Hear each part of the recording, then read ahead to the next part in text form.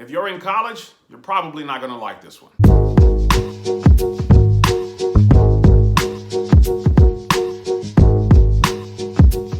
Welcome to the Rob Lett Show. I'm your host, Rob Lett. Is college becoming a scam? That's the focus of today's podcast. I just got back from Ohio. The night I arrived, there was a snowstorm, and it was a little bit icy while I was there, but the people were warm, and that's all that counts, right? Not a lot to unpack here today. I recently saw a PragerU segment, and it made me want to revisit some of those old conversations I used to have on the subject of higher education. The main question being, is college becoming a scam? So some of what we're going to cover today is why I phrased this title as a question rather than a statement, my personal experience with college. We're going to talk about how college is sold, and then finally we're going to wrap everything up with giving my opinion on what college really is. But before we get started, I'd like you to go ahead and do a few things. First of all, like this video, subscribe to it. If you're on YouTube, to the upper right hand corner, you'll see a bell. That's a notifications bell. Click it and it'll notify you the next time we release a new show. If you're on Rumble though, to the upper right hand corner, you'll see a share button. Click it and it'll share this video with a friend of yours who should have been here today. Go ahead and do all of those things that apply right now. For as long as I can remember, college always represented a rite of passage. It was that thing you did if you wanted some reassurance that you'd not only be able to take care of yourself, but possibly be able to take care of your family one day. Not everyone can afford to go to college, so for some families it was a big deal for your child to even be able to attend. Not everyone feels that college was helpful, however. There have always been complaints that college makes you take classes that are absolutely worthless, like liberal arts, and then there are those complaints of people who have graduated and never ended up working in the field that they actually went to college for. Those complaints, along with the costs of some colleges, have led some to assert that college was a scam. But I never felt that way. To me, nobody forces you to go to college. You're almost never guaranteed a job. Athletes are almost always given preference over us anyway. And then lastly, there's always going to be some course that you'll feel you didn't need to take. As long as you're not going overboard with those questionable classes, I wouldn't have called it a scam back then. You just needed to shop around to get the biggest bang for your buck, so to speak. But some things are changing. That's the reason why I ask, is college becoming a scam? Because when I went to colleges, not only was I not engaged in a protest, but none of my friends were either. Now, perhaps that's because I went to smaller colleges. We engaged in interesting conversations like religion and other topics, but I don't recall a single instance where we were so divided over something that we discussed. As a matter of fact, right after we disagreed, we went and played a game of pool. Today, though, college campuses are a hotbed for political tension. At Evergreen College, for instance, a black gay student led a protest that ended up with white students being banned from the campus, and the college president was held captive by the student body until their demands were met. No, this is not a movie. This really happened. I wish I could say this was an isolated incident, but it's not. Today, college students are looking for something to protest, and somehow college campuses have become the place to do it. In fact, the problem is so prevalent, Forbes decided to make a list of the top 10 most ridiculous college protests. I'm 100% certain it wouldn't surprise you that most of these protests were held by leftists with nothing to do, especially when Trump was president. The author's words, not mine. So here were the top 10. Get ready to read how Democrats would like your tax dollars to be spent. You may have to pause this video to read some of it.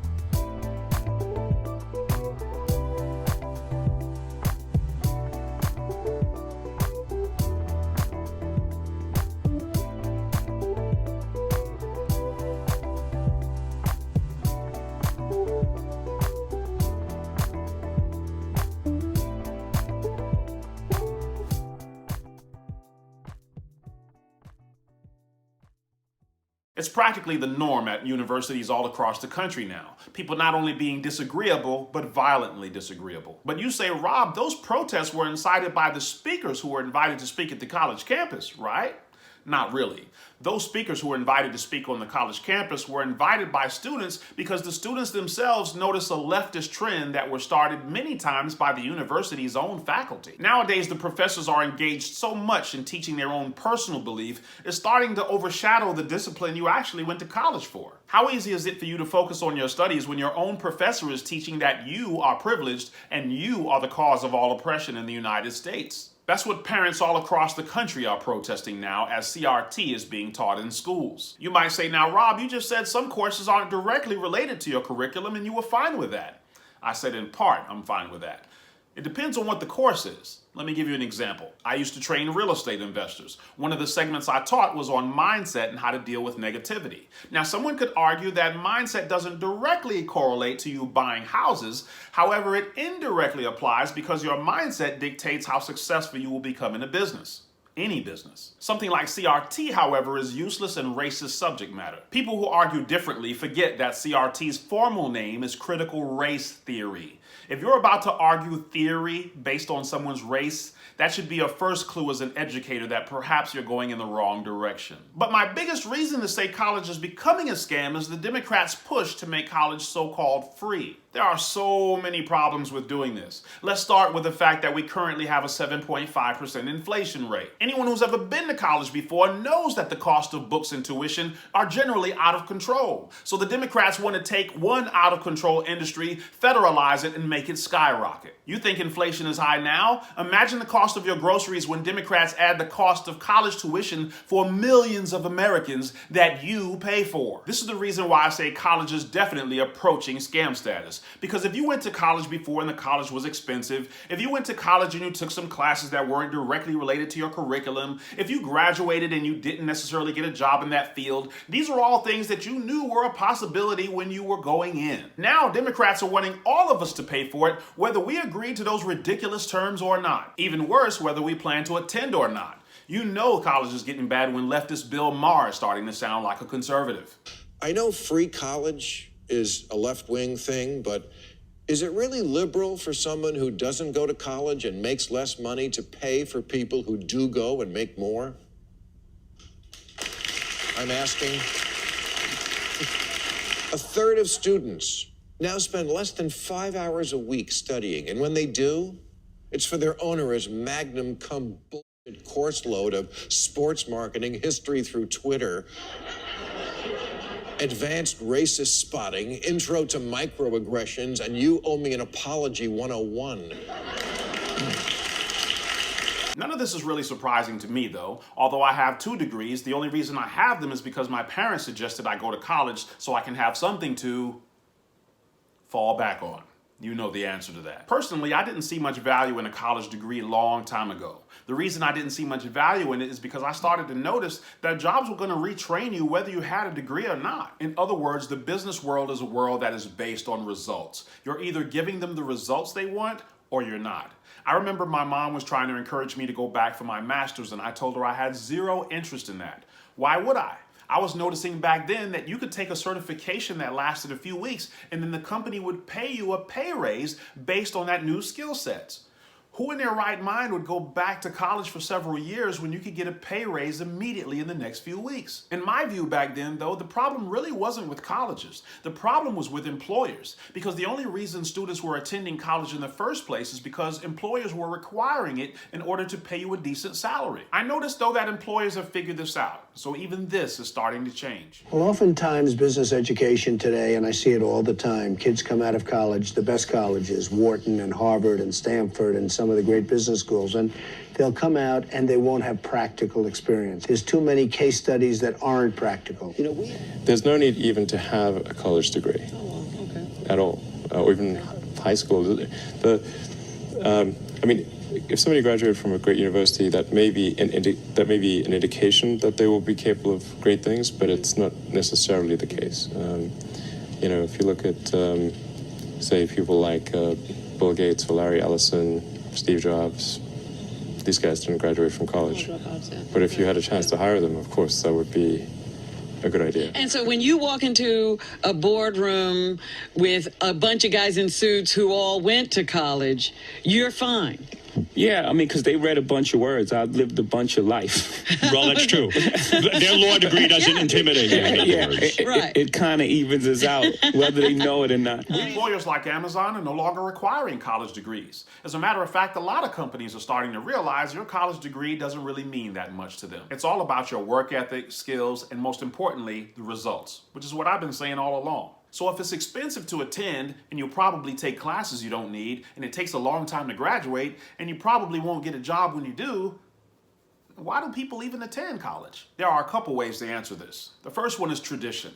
College has always been sold as sort of an insurance policy to ensure that you'll always be able to make a decent living if you have a degree. When you've done something for so long as a tradition, it takes a while before you see people break from tradition, but we're starting to see some changes. One change is the decline of men going to college. Since men are typically the providers, time is usually a luxury that we don't have when it comes to earning income. The more men see that they can earn an income quickly without having to wait 2, 4, 6, or 8 years to achieve it, they're going to take it. Women, by comparison, have typically had the luxury of being able to take their time and work on their degree. The second reason people still attend is because politicians still promote college enrollment. The Democrat Party in particular have made this part of their income equality platform in the form of so-called free college.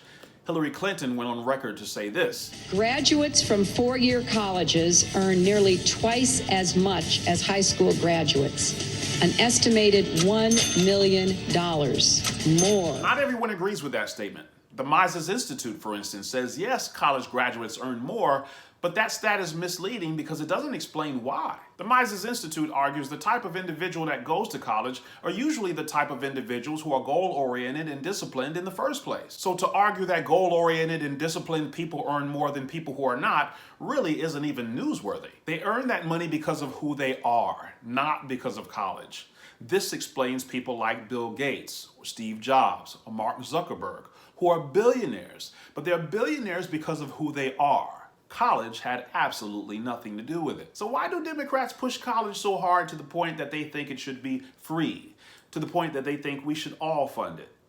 Can you guess? I have a theory I used to touch on at some of my seminars. The mainstream media and the left have Americans so focused on hating the rich that they can't see the game being played on them. What game, you ask? Let me show you. So here's the game being played on the poor and middle class in America. The Democrat Party have most Americans believing that if you're poor or middle class, you need to vote Democrat because the Republican Party is for rich people. It's not true, but a lot of people believe this. How do I know? Because I listen to how people talk. The Democrat Party always claims to be about equality. But if you ever want to test this theory, tell a Democrat that you believe we should have a flat 10% tax all across the board and see how they respond. You're going to get pushback. They're going to claim that the wealthy should pay more, even though mathematically percentages are designed to be exactly the same, even when the income levels are different. Whenever I've ever said this to a leftist, the typical response I get is, why do you care so much about the rich? You're not a millionaire, are you? Watch this. What they mean by that statement is I shouldn't care about another American as long as it's not me. They actually believe the Democrat Party will protect them from massive taxation simply because they voted for them. There's only one problem with that. It's a lie. I've told many a Democrat supporter that the government is a dangerous beast to play with. You always think it's your friend until it turns on you.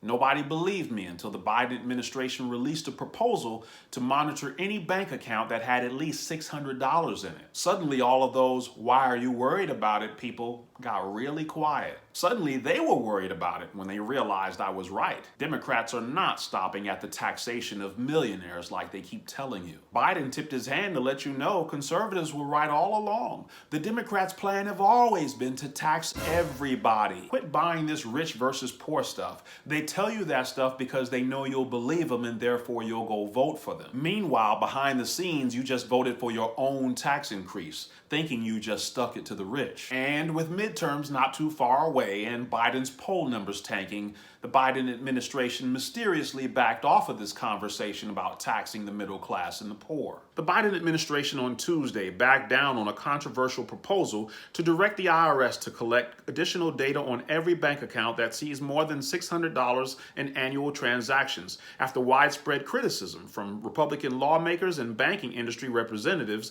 who said the tax enforcement strategy represented a breach of privacy by the federal government. And that's bull. They always want to tell you that Republicans Republicans complain to keep up the divisive narrative, when the truth of the matter is his own base complained too. Like, what the hell are you doing? So he had to save face and make some adjustments. They don't want you to know that his own base complained, because if you knew that, then you'd realize that it's not about rich versus poor. It's not even about Republican versus Democrat. It's really about the American people versus the U.S. government, like the Constitution says. But we'd all be united if we could ever figure that out. So let's just keep those Democrats thinking that the Republicans over there are crazy. Now you might be saying to yourself, wait a minute, Rob, you lost me. You started off talking about why college is becoming a scam. Now you've gone off on some tangent about poor and middle class income taxes. No, I didn't go off on a tangent. I wanted to remind you that we caught the Democrats' hand in the poor and middle class cookie jar for a reason. Is totally related to this topic. The current Tax Payment Act was signed into law by FDR in 1943. It was supposedly put in place to help fund the war effort back then. That was the law that made it legal for employers to withhold federal taxes from your paycheck. If you've ever read this little book called Rich Dad, Poor Dad, then you're totally familiar with this diagram that shows how the income flows for the middle class and the poor. For the middle class and poor, typically you have a job. And as you can see here, the IRS receives your income before you do.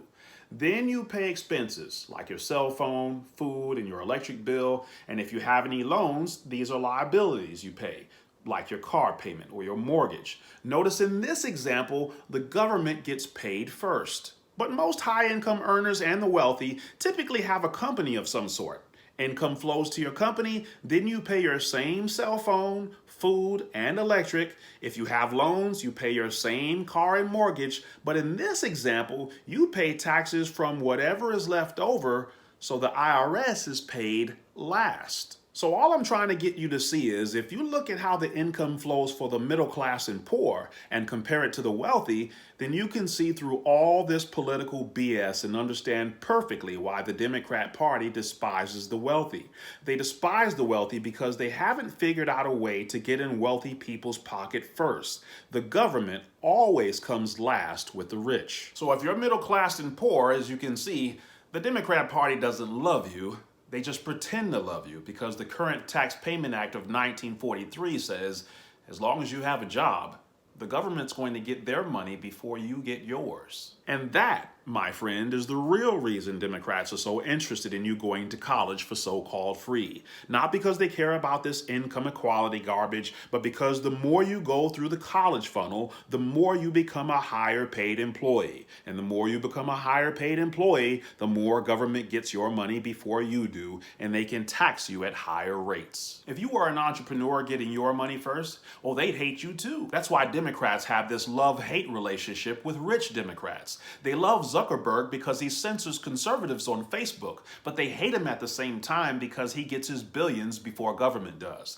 They're always calling Zuckerberg to Washington to threaten him with something. So there wasn't a lot to unpack in this episode, but in this episode we did discuss why I phrased this title as a question rather than as a statement.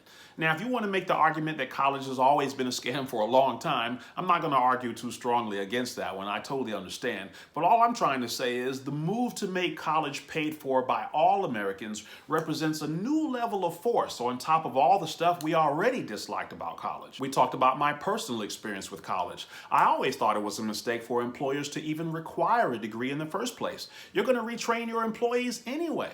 If you think about fields like computer information systems, a person who's going to college right now for a 4-year degree in computer information systems, 4 years from now, that degree will practically be worthless. The IT field is moving that quickly. We also talked about how college is sold. College is sold somewhat as an insurance policy. So one of the things we see on occasion is people who don't even plan on using their degree still go to college because they might need it one day. College is also sold as the great equalizer. In other words, it represents that thing that separates the haves and the have-nots, so much so that on occasion we see people who have tons of degrees and have yet to get a job. We call them professional students. In other words, they see status simply in having the degrees. Social media is a perfect example of how all this stuff we've been discussing today is true. A degree isn't necessary. All that's necessary is for a person to have discipline, patience, and obviously the perfecting of their skill set, and a person can make 6 figures working from home. Finally, we discussed what college really is. It's becoming less and less of a requirement from your employer. So college is not that. Some have said that college is a great place to meet a wide diversity of people. But honestly, with so many social groups online and the ability to meet in person, I don't think we could say that college is that either. In fact, if social diversity is what you're after, there are a wide array of social groups that you can join for far less than a college tuition. So college definitely is not that. Nope. I think college is becoming a training ground for future taxpayers. But let me know your opinion in the comments section. Be sure you stick around for our next podcast, The Failed War on Poverty, because some of you think we can fix poverty by throwing more money at it. I want to thank all of you who've been attending our live broadcasts. We're going to try to keep the momentum going. I travel in and out of so many different time zones, it's tough to keep up the exact same time each week. This Friday, I'm going to be broadcasting from Colorado, so that means we're going to meet this Friday at 11 p.m. Eastern Standard Time, if you're up that late. Let me know in the comments section if you can make it. I would love to hear your thoughts on the state of higher education today. See you soon. I'll conclude with the words of John Locke. Reading furnishes the mind only with the materials of knowledge. It is thinking that makes what we read ours. I'm Rob Lett, and I approve this message.